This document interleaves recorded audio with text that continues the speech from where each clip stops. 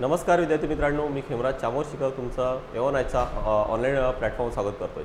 आज आपण MPSC कंबाईनचा जो 2022चा पेपर होता त्यामध्ये सायन्सचे जे प्रश्न होते 15 क्वेश्चन्स विचारले जातात जनरली, ते सगळे 15ही क्वेश्चन्स आज आपण विथ डिटेल एक्सप्लेनेशन आणि त्यांच्या सोर्स सोबत डिस्कस करणार आहोत। या आधी ऑलरेडी 19, 20, 21 हे 3 वर्षाचे झालेले आहेत। आज आपण 22चा घेतोय आणि यानंतर लगेच आपण 23चा सुद्धा घेऊन येणार आहोत, ठीक आहे। आणि यासोबतच काय तर राज्यसेवेचे जे 5 वर्षाचे पेपर्स आहेत मागील 5 वर्षाचे ते याच प्लॅटफॉर्मवर किंवा याच पद्धतीने आपण डिस्कस केलेले आहेत ऑलरेडी, ठीक आहे। तर आज आपण 2022चा पेपर आहे तो डिस्कस करणार आहोत, जो 8 ऑक्टोबर 2022ला झाला होता। बघा, अशाच व्हिडिओची लिंक आणि जर PDF हवं असेल, सेम आज आपण व्हिडिओ घेतोय सेम तीच जर PDF हवी असेल तुम्हाला MPSC_EON त्यासोबतच एस एक्झाम रेस या दोन्हीही टेलिग्राम चॅनलवर ते मिळेल। बघा, पहिला प्रश्न काय होता की खालीलपैकी कोणत्या पदार्थाची औष्णिक प्रवाहकता सर्वात जास्त असते? औष्णिक प्रवाहकता म्हणजे काय, ज्याला हायेस्ट थर्मल कंडक्टिव्हिटी म्हणतात। थर्मल कंडक्टिव्हिटी म्हणजे काय की ज्याच्यातून हीट आहे ती ट्रान्सफर होणार, ज्या पदार्थातून हीट आहे जी ट्रान्सफर होणार त्याला आपण म्हणू थर्मल कंडक्टिव्हिटी। आता हायेस्ट आहे म्हणजे काय की त्यातून लवकर हीट आहे ती ट्रान्सफर होत असणार, त्यामुळे काय तर त्याची थर्मल कंडक्टिव्हिटी कशी झाली तर ती हायेस्ट झाली। आता याचा जर आपण सोर्स शोधण्याचा प्रयत्न केला तर आपल्याला ते स्टेट बोर्डच्या बुकमध्ये मिळत नाही, पण NCERT मध्ये आपल्याला एक चॅप्टर दिलेला आहे थर्मल प्रॉपर्टीज ऑफ मॅटर।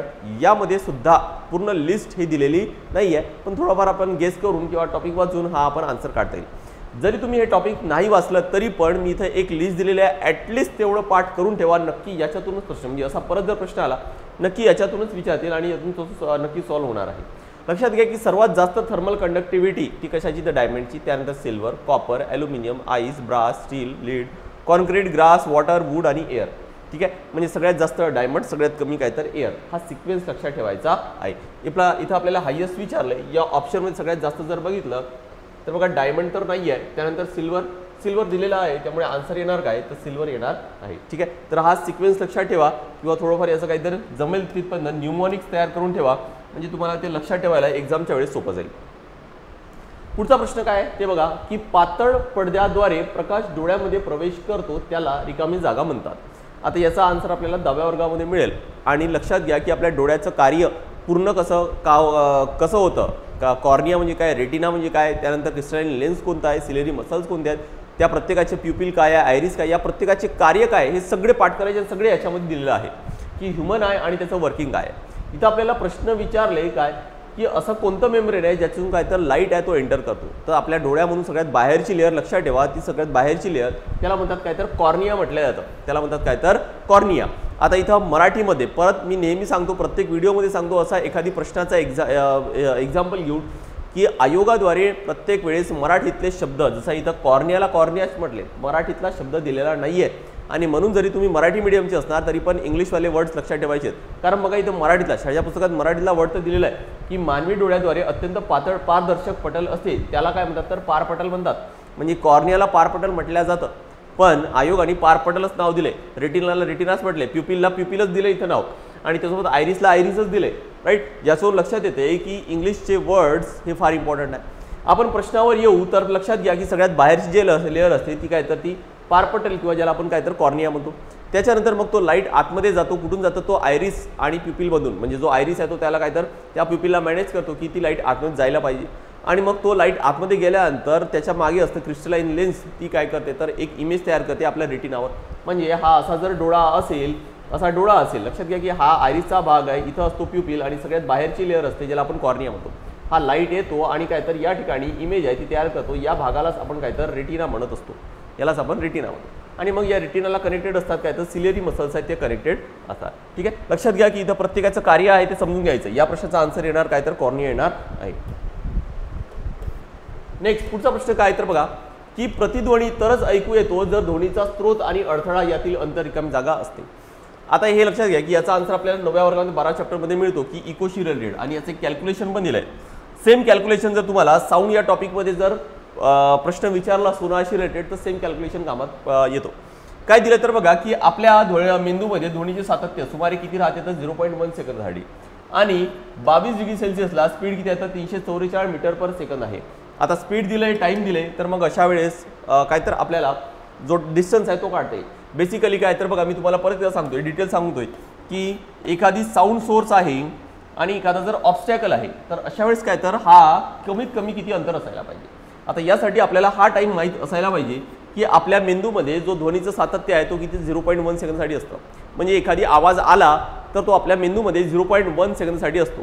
त्याच्यानंतर जर दुसरा आवाज आला तर आपण म्हणू की सारखाच आवाज आला की या आधी जो ओरिजिनल आवाज होता त्याचाच इको होता म्हणून.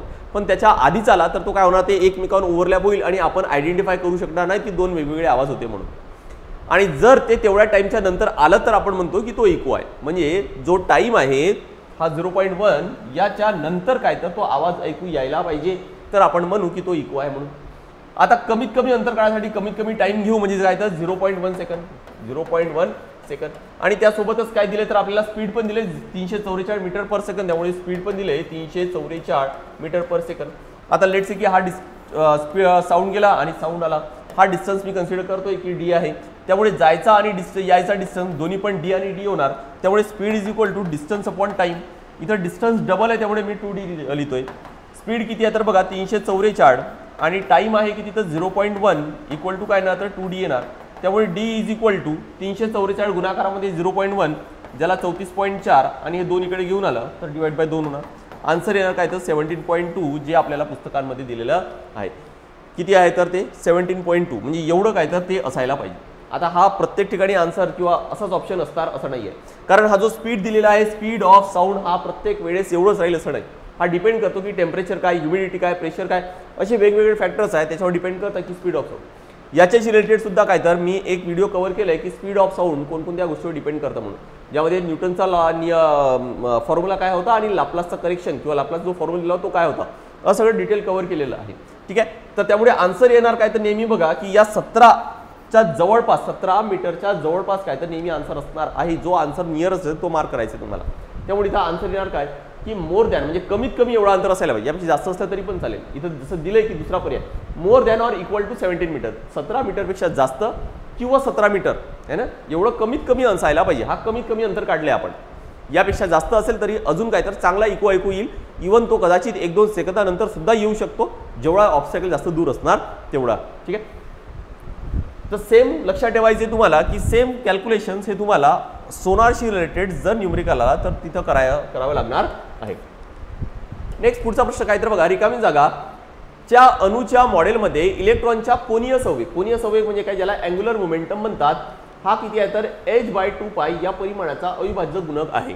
In blank model of an atom the angular momentum, ज्याचा फॉर्म्युला आहे बेसिक फॉर्म्युला आहे अगदी अँग्युलर मोमेंटमचा, m/v/r of an electron is integral multiple of the quantity h/2π.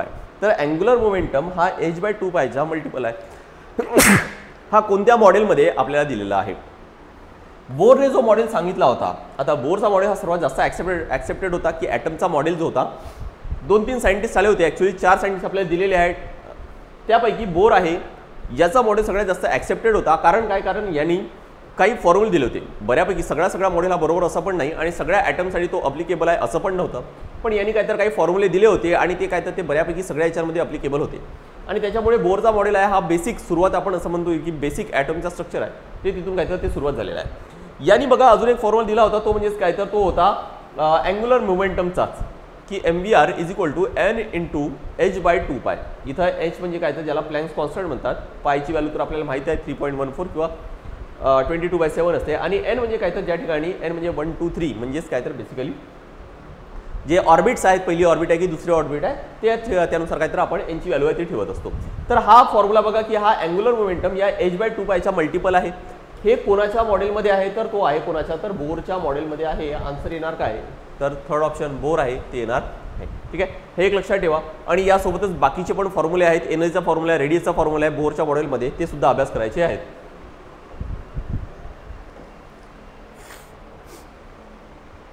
Next पुढचा प्रश्न काय, नेक्स्ट पुढचा प्रश्न बघा, खालीलपैकी चुकीचे विधान निवडायचे.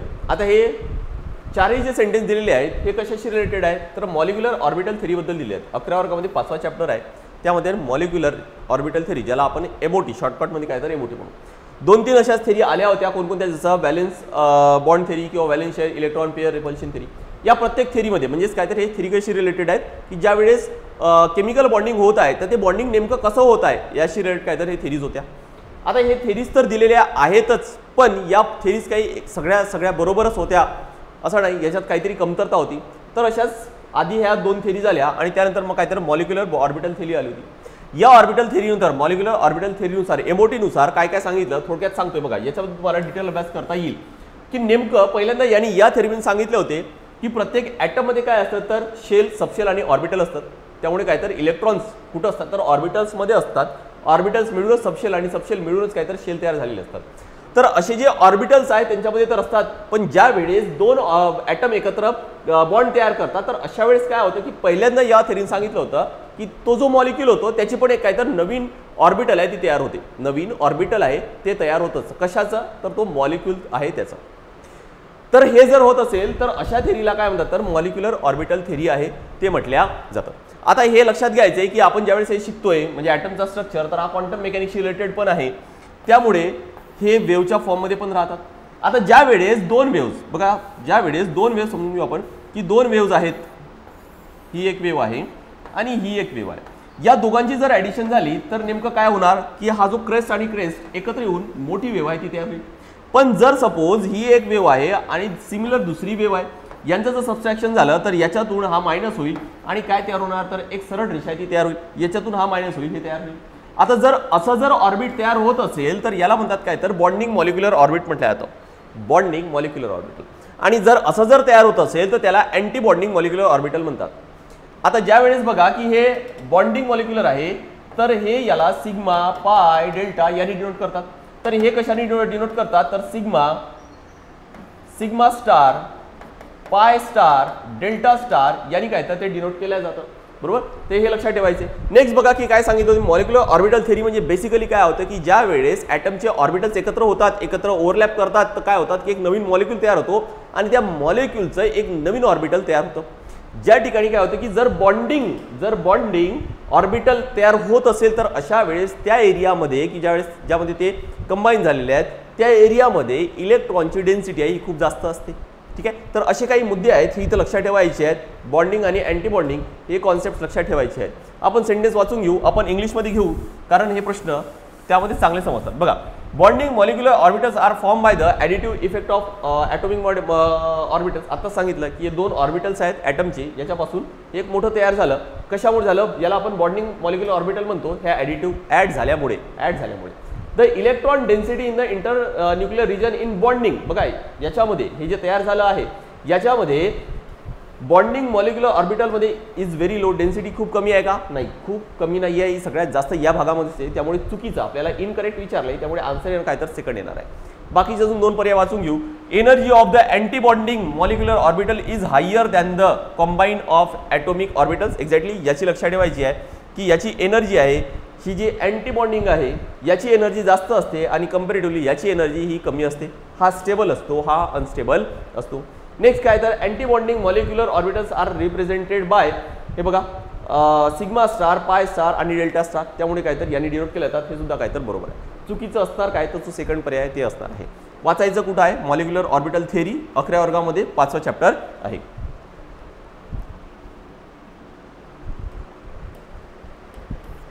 नेक्स्ट पुढचा प्रश्न काय तर बघा, नायट्रोजन फिक्सेशनशी रिलेटेड आहे. जैविक नायट्रोजन फिक्सेशन ज्याला बायोलॉजिकल नायट्रोजन फिक्सेशन म्हणतात. नायट्रिफाईंग जीवाणू कोणाचे रूपांतर कशामध्ये करतात, nitrifying bacteria convert. Nitrifying bacteria, first of all nitrogen fixation म्हणजेच काय की हवेमध्ये मॅक्झिमम नायट्रोजन आहे, पण तो नायट्रोजन ॲनिमल किंवा प्लांट्स हा डायरेक्ट घेऊ शकत नाही. तर मग अशा वेळेस काय होतं की तो नायट्रोजन सगळ्यात आधी आपल्याला नायट्रोजिनियस कंपाऊंडमध्ये कन्वर्ट करावं लागतं आणि त्यानंतर मग तो कंपाऊंड आहे तो प्लांटद्वारे आणि प्लांटमधून काय तर ॲनिमल्समध्ये येतो. या पद्धतीने हे जे होत असतं म्हणजेच काय की जो नायट्रोजन आहे त्याचा कन्व्हर्जन नायट्रोजिनियस कंपाऊंडमध्ये होतं, याला नायट्रोजन फिक्सेशन म्हणतात. आता ही पूर्ण सायकल आहे की नायट्रोजनपासून ते आधी बॅक्टेरिया कन्वर्ट करणार कुठले तरी, ते प्लांटमध्ये जाईल, प्लांटमधून ॲनिमलमध्ये जाईल, ॲनिमल त्याला कंझ्युम करतील, ते मेल्यानंतर परत काय तर मातीमध्ये किंवा हवेमध्ये आहे ते मिक्स होईल आणि ही सायकल आहे ही कंटिन्यू चालूच राहते. आता याला नायट्रोजन सायकल म्हणतात. पण नायट्रोजन फिक्सेशन म्हणजे लक्षात ठेवायचे की नायट्रोजनचा कन्व्हर्जन नायट्रोजिनियस कंपाऊंडमध्ये व्हायला पाहिजे. ते कोणाद्वारे करतात तर जे बॅक्टेरिया आहेत ते त्याद्वारे करतात. पहिली यामध्ये प्रोसेस असते ती म्हणजेच काय तर नायट्रिफाईंग बॅक्टेरिया. आता जे बॅक्टेरियाद्वारे करतात त्यामुळे त्याला काय म्हणतात तर बायोलॉजिकल नायट्रोजन फिक्सेशन म्हणतात। याद्वारे बाकी जे फॅक्टर्स आहेत जसं वीज कडाडते आणि त्याद्वारे सुद्धा काय तर नायट्रोजनचं कन्व्हर्जन नायट्रोजनियस कंपाऊंडमध्ये होतं। इथं लक्षात ठेवायचे बायोलॉजिकल म्हटले त्यामुळे हे नेहमी बॅक्टेरियाद्वारे होणार आहे, त्यामुळे लक्षात ठेवायचे की सगळ्यात आधी काय काय होतं तर बघा इथं this involves 2 steps perform by the 2 different types of bacteria, की याच्याद्वारे 2 प्रकार या पूर्ण प्रोसेसमध्ये म्हणजे नायट्रोजन पासून जे कंपाऊंड्स तयार होतात त्यामध्ये काय तर 2 स्टेप्स असतात, 2 वेगवेगळ्या प्रकारचे बॅक्टेरिया आहेत ते ॲड करतात। फर्स्ट अ soil bacteria convert ammonia into nitrogen dioxide, सगळ्यात आधी अमोनियाचा कन्वर्जन नायट्रोजन डायऑक्साईड, त्यासाठी कोणकोणते बॅक्टेरिया ते दिलेले आहेत। नेक्स्ट त्यानंतर another type of soil bacteria called nitrobacter adds 3rd oxygen atoms to create nitrate. मग याच्यापासून बघा की अमोनियापासून नायट्रोजन डायऑक्साईड तयार झाला आणि त्याच्यापासून मग या नायट्रोजन डायऑक्साईड पासून नायट्रेट तयार होणार आहे। हे कन्वर्ट करण्यासाठी कोणते बॅक्टेरिया लागतात आणि हे कन्वर्ट करण्यासाठी नायट्रेटमध्ये कन्वर्ट करण्यासाठी कोणते बॅक्टेरिया लागतात त्याचं नाव पण इथं नायट्रोबॅक्टर वगैरे हे सगळे दिलेलं आहे है ना, किंवा ही डायग्राम समजून घेऊ, यातून काय तर तुम्हाला इझी लक्षात राहील। बघा नायट्रोजनियस कंपाऊंड नायट्रोजन आहे, तिथून सगळ्यात आधी हे बॅक्टेरिया कन्वर्ट करतील, त्याला काय तर नायट्रोजन फिक्सिंग बॅक्टेरिया म्हणतात। फाउंड इन रूट नोड्यूल म्हणजे मुळांच्या गाठीमध्ये सापडतात, कशाचा तर लेग्युमिनस प्लांट आहेत जे ज्याला शिंबावर्गीय वनस्पती म्हणतात, ज्यांना शिंगा येतात अशा झाडांच्या मुळांच्या गाठींमध्ये, किंवा मग आहे काय तर nitrogen fixing bacteria in soil किंवा जमिनीमध्ये राहतात, ते काय करतात तर बघा अमोनिफिकेशन म्हणजेच काय तर हा अमोनिया आहे किंवा अमोनियम आयन आहे, याचं झालं काय तर नायट्रिफिकेशन झालं आणि काय तर नायट्राइट्स तयार झालं, या नायट्रेटचा परत नायट्रिफाइंग बॅक्टेरिया नायट्रेट्समध्ये कन्वर्ट करतात, म्हणजे अमोनियाचा कन्वर्जन नायट्राइट्स आणि मग नायट्रेटमध्ये होणार आहे। तेच तिथं पण दिलेलं आहे ऑप्शनमध्ये, आपण काय मार्क करणार तर बघा NH4+ त्याचं कन्वर्जन आधी NO2- आणि मग NO3- त्याच्यामध्ये होणार आहे। सो आन्सर येणार काय तर 3rd ऑप्शन आहे ते योग्य असणार आहे। ऑप्शन लक्षात ठेवा 3rd योग्य आहे।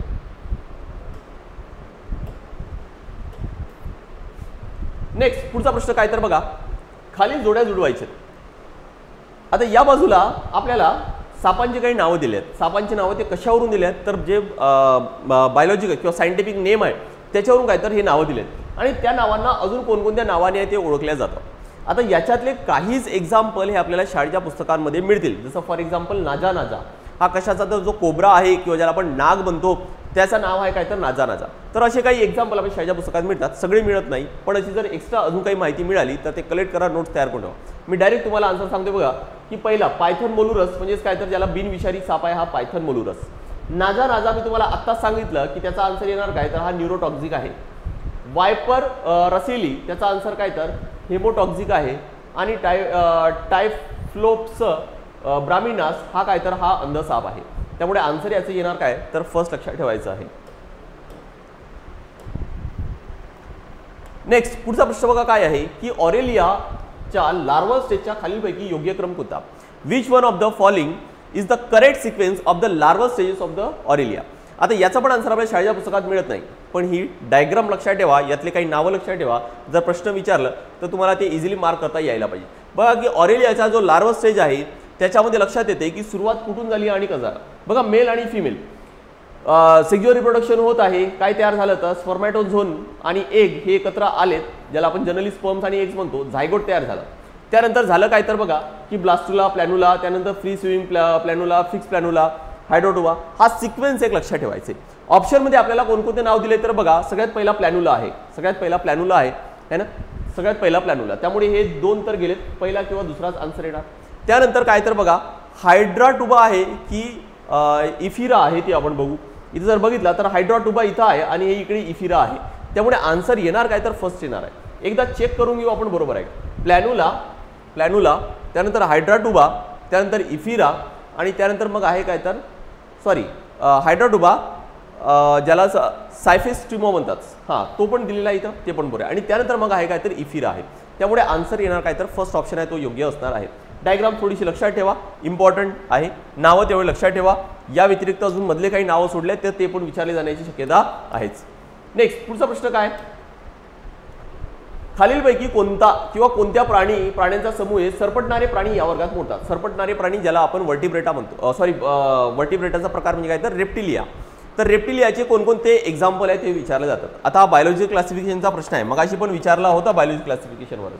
तर बायोलॉजी क्लासिफिकेशन दरवर्षी प्रश्न असतात आणि याच्यावर असे काही एक्झाम्पल्स आहेत ते दर नेहमी विचारतात। मागचा पण प्रश्न हा याचाच होता की ज्याच्यामध्ये आपल्याला जे नाजा वगैरे जे होते जो जोड्या लावामध्ये तो सिमिलर याच टॉपिकशी रिलेटेड प्रश्न होतात. ठीक आहे, त्यामुळे बायोलॉजी क्लासिफिकेशन बायोलॉजी सर्वात इम्पॉर्टंट टॉपिक तर आहे, पण त्याचा अभ्यास थोडासा टेक्निकली करा, म्हणजे प्रॉपर करा. जसं यावरून लक्षात येते की हे एक्झाम्पल्स आहे ना खूप जास्त पाठ करायचे आहेत, खूप लक्षात ठेवायचे, त्यामुळे जमेल तेवढे एक्झाम्पल्स आहेत ते पाठ करायचे आहेत, लक्षात ठेवा. काही एक्झाम्पल्स आहेत ते शाळेच्या पुस्तकात दिलेले आहेत, पण आयोग फक्त त्याच्यातूनच विचारतं असं नाही, आपल्याला काही बाहेरचे पण करायचे आहेतच. त्यामुळे जमेल तेवढे एक्झाम्पल्स काय तर पाठ करायचे आहेत. बघा काय दिले, सरपटणारे प्राणी कोणकोणते आहेत. या ठिकाणी बेडूक हा सरपटणारा नाही आहे, त्यामुळे तो तर येणार नाही आहे. त्यानंतर आहे काय तर कासव, घडियाल, कॅमेन आणि टायटॉरा. आता यात काही नावं तर आपल्या ओळखीचे नाही आहेत, पण सॅलेमेंडर हा बऱ्याचदा आपण ऐकतो, आणि सॅलेमेंडर सुद्धा लक्षात ठेवा की या सरपटणाऱ्या प्राण्यांमध्ये नाही तर हा उभयचर प्राण्यांमध्ये येतो.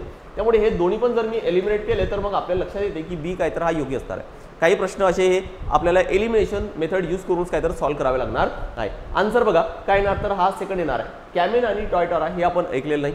घडियाल, कासव आहेत ते आपण ऐकलेले आहेत.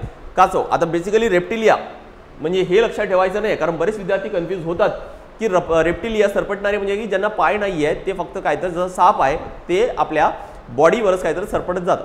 हे ॲक्च्युली त्यांची डेफिनेशन नाही आहे. काही प्राण्यांना पाय तर असतात, पण तरी पण ते सरपटतात. कारण काय, कारण त्या पायांच्या मदतीने ते आपलं शरीर पूर्ण जमिनीच्या वर उचलू शकत नाहीत. जसं सरपटणारे म्हणजे पाल आहे किंवा हा घडियाल आहे, कासव आहे, हे सुद्धा सरपटणाऱ्या प्राण्यांमध्येच येतात.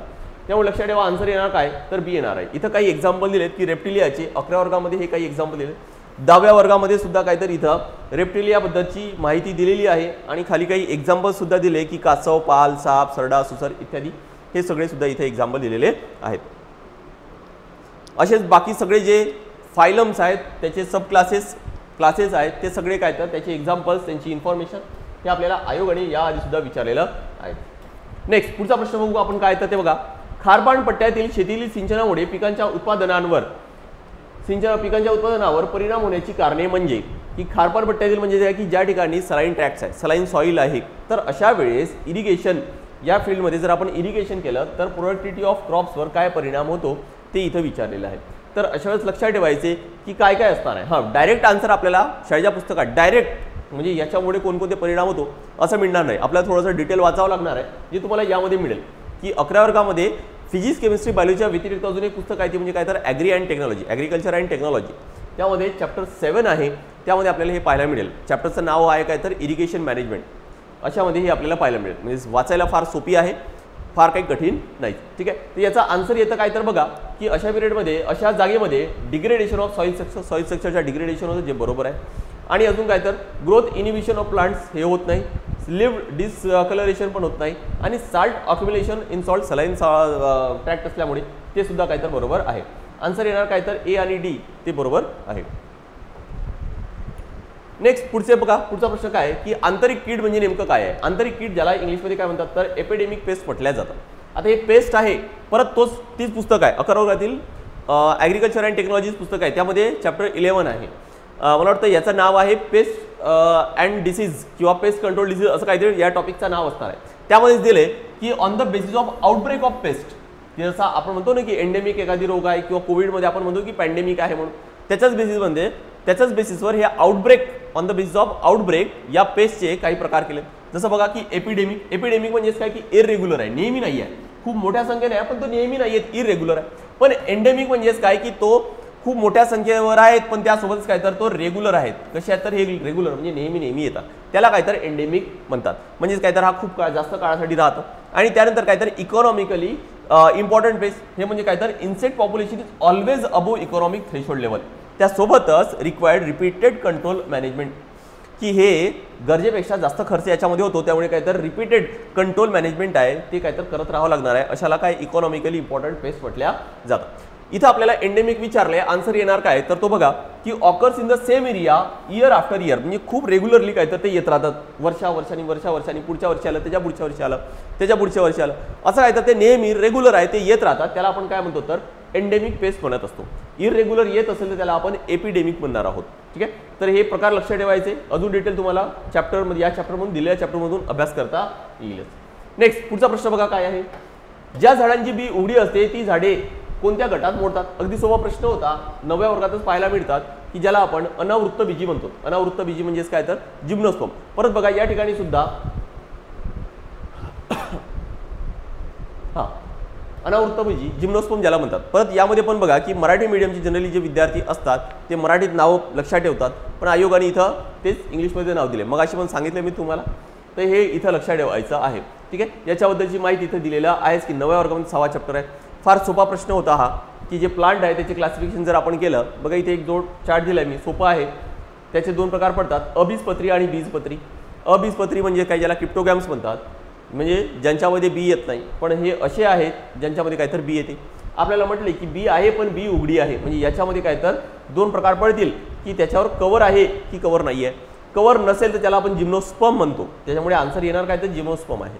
आणि कवर असेल तर त्याला काय म्हणतात तर अँजिओस्पर्म किंवा त्याला आवृत्तबीजी म्हणतात. मग याचे परत 2 प्रकार पडतात, मोनोकॉटिलिडॉन आणि डायकॉटिलिडॉन, म्हणजे एक बीजपत्री आणि बीजपत्री. बीचे 2 भाग होतात की नाही होत अशावरून काहीतरी 2 प्रकार केलेले आहेत. आणि हे जे क्रिप्टोगॅम्स आहेत त्याचे 3 प्रकार पडतात, थॅलोफायटा, ब्रायोफायटा आणि टेरिडोफायटा. प्रत्येकाचे एक्झाम्पल लक्षात ठेवायचे आहेत, त्यांचे स्पेसिफिकेशन सुद्धा हे शाळेच्या पुस्तकात दिलेले आहे. या चॅप्टरमध्ये तुम्हाला पूर्ण प्लांट क्लासिफिकेशन मिळेल, त्यावरून नक्की अभ्यास करा. नेक्स्ट पुढचा प्रश्न कोणता आहे तर बघा, खालीलपैकी कोणता विषाणू एका व्यक्तीकडून दुसऱ्या व्यक्तीकडे संक्रमित सुई किंवा असुरक्षित लैंगिक संबंधाद्वारे पसरतो. इथं आता सगळे आपल्याला एक्झाम्पल दिलेत, ते बघा कोण कोण दिले की डेंग्यू विषाणू, रोटा व्हायरस, हेपेटायटिस ए आणि काहीतरी हेपेटायटिस बी. कशाद्वारे म्हटले, दुसऱ्या व्यक्तीमध्ये संक्रमित सुई किंवा असुरक्षित लैंगिक संबंधाद्वारे पसरतो हे विचारले. आता यामध्ये लक्षात ठेवायचे की आन्सर आहे काय तर डेंग्यू हा आपल्याला माहीत आहे की डेंग्यू हा मच्छराद्वारे पसरतो म्हणून. रोटा व्हायरस हा वाचण्यात आलेला नाही, एक राब्डो व्हायरस आलेला आहे ज्याच्यामुळे काय तर रेबीज होत असतं. रोटा व्हायरस हा अजूनपर्यंत वाचण्यात आलेला नाही आहे, पण एकदा थोडं सर्च करून त्याचे आन्सर मिळून जाईल. पण हेपेटायटिस ए आणि हेपेटायटिस बी हा प्रकार आपल्याला माहिती असायला पाहिजे. अजून कोणकोणते प्रकार आहे ते माहिती असायला पाहिजे. आता याच्याबद्दलची माहिती बघा की 9व्या वर्गामध्ये चॅप्टर 8 दिलेला आहे, याच्यामध्ये फक्त हेपेटायटिस एवढीच माहिती दिलेली आहे. पण हा जो प्रकार आहेत ए बी वगैरे हे सगळे प्रकार याच्यामध्ये दिलेले नाही आहेत. याच्या हे सगळे प्रकार आहेत ना, इथं मी जो चार्ट दिला आहे याचा नक्की स्क्रीनशॉट घ्या किंवा नोंद करून ठेवा, नक्की फायदा होईल. किती प्रकार असतात तर बघा, हेपेटायटिसचे A B C D E हे 5 प्रकार आहेत. हा व्हायरस आहे, त्यामुळे कोणत्या प्रकारचा व्हायरस आहे, हेपेटायटिस ए आरएनए आहे, हेपेटायटिस बी डीएनए आहे, सी हा आरएनए आहे, डी पण आरएनए आणि ई पण आरएनए आहे. याचा अर्थ हेपेटायटिस बी फक्त हा काय तर डीएनए व्हायरस आहे. कशाद्वारे पसरतं बघा, ट्रान्समिशन जर बघितलं तर आपण हे लक्षात येते की हे फिकल, त्यानंतर हा एक फिकल आणि बाकीचे कसे आहेत तर बॉडी ब्लड, बॉडी फ्लूइड आणि सेक्झुअली ट्रान्समिटेड आहे. कोणकोणते बी सी आणि डी. पण ए आणि ई काय तर दूषित अन्न आणि पाण्यामुळे पसरत आहेत. वॅक्सिन कोणाकोणाची अवेलेबल आहे, हेपेटायटिस ई ची अवेलेबल आहे, बी ची अवेलेबल आहे, सी ची अवेलेबल नाही, त्यानंतर ई ची पण अवेलेबल नाही, पण डी ची सुद्धा अवेलेबल नाही आहे. पण जी हेपेटायटिस ए आणि बी ची वॅक्सिन आहे ते डी ला चालत आहे. ठीक आहे, तर हे लक्षात ठेवायचं आहे. आपल्याला प्रश्न विचारले की संक्रमित सुई आणि असुरक्षित सेक्स कशाद्वारे, बी सी डी.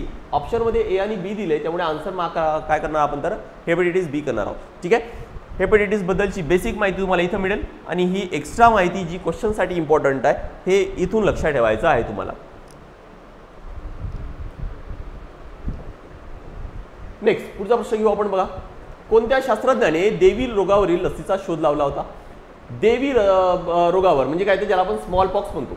स्मॉल पॉक्सवर शोध जी वॅक्सिन आहे ती कोणी तयार केली बघा, immunity is in fact the freedom or exempt. इम्युनिटीचा मिनिंग काय की फ्रीडम किंवा exempt. The concept of immunity is believe to be started by कोणी तर एडवर्ड जेन्नर. एडवर्ड जेन्नर यांनी सगळ्यात आधी काय तर हा इम्युनिटीचा कॉन्सेप्ट आला. In the England he develop cowpox vaccine. ही जी काउपॉक्स वॅक्सिन आहे तीच काय तर ही स्मॉलपॉक्स वॅक्सिन आहे for the protection against the attack of the smallpox vaccine. Smallpox व्हायरसच्या अगेन्स्ट जे काम करतात तेच काय तर काउपॉक्स वॅक्सिन आहे. ते कोणी तयार केलं होतं तर एडवर्ड जेन्नर. हा तर डायरेक्टच आन्सर आपल्याला 12 वर्गामध्ये 10व्या चॅप्टरमध्ये पाहायला मिळतो. नेक्स्ट पुढचा प्रश्न काय तर बघा, निर्जंतुकीकरण करण्यासाठी खालीलपैकी कोणाचा वापर होतो. निर्जंतुकीकरण ज्याला काय म्हणतात तर डिसइन्फेक्ट सरफेस करण्यासाठी किंवा ज्याला स्टेरिलायझेशन म्हटल्या जातं, स्टेरिलायझेशन ऑफ फूड वगैरे. तर अशा वेळेस नेहमी लक्षात ठेवायचे की डिसइन्फेक्ट करायचे, स्टेरिलायझेशन करायचे तर नेहमी अल्ट्राव्हायोलेट रेजचा आहे तो यूज केला जातो. 11व्या वर्गामध्ये फिजिक्स चॅप्टर आहे, त्यामध्ये 13 चॅप्टर आहे. त्यामध्ये बघा की युजेस कशाचे दिलेत, हे युजेस इथं अल्ट्राव्हायोलेट रेजचे दिलेत. याचा अर्थ काय की या चॅप्टरमध्ये बाकी जे रेडिएशन्स आहेत, जसं इन्फ्रारेड आहे, व्हिजिबल लाईट आहे, एक्सरे आहे, गॅमा रे आहे, या सगळ्यांचेच या टॉपिकमध्ये तुम्हाला पाहायला मिळेल. आपल्याला इथं कामाचं आहे ते काय तर डिसइन्फेक्टंट. बघू आपल्याला आन्सर मिळते का. तर ultraviolet rays destroy germs and bacteria and hence they are used for the sterilizing surgical instrument and purification of water. इथे दिलेलं आहे की ज्या वेळेस काही जे जर्म्स आहेत त्यांना मारण्यासाठी, स्टेरिलायझेशन करण्यासाठी, प्युरिफिकेशनसाठी काय तर अल्ट्राव्हायोलेटचा यूज केला जातो. आन्सर येणार काय तर इथं अल्ट्राव्हायोलेट रेज येणार आहे, अतिनील किरणे येणार आहे. ठीक आहे, बाकी जे रेज बद्दलची माहिती तुम्हाला या चॅप्टरमध्ये मिळेल. तर मित्रांनो, या पद्धतीने आपण काय केलं तर सगळे जे 15 पृष्ठ होते 2022चे ते सगळे कव्हर केलेत. यांची या सगळ्या व्हिडिओची लिंक आणि नोट्स PDF स्वरूपात तुम्हाला या 2 टेलिग्राम चॅनलवर मिळेल, MPSC_AWARDS, त्यासोबतच काय तर एस एक्झाम रेस. असंच आपण आता पुढचा म्हणजे 2023चा आपला जो एक पेपर फक्त बाकी आहे, 19, 20, 21, 22 4ही झालेत. 23चा जो पेपर आहे तो आपण लवकरच घेऊन येणार आहोत. आज आपण इथंच थांबूया. Thank you very much.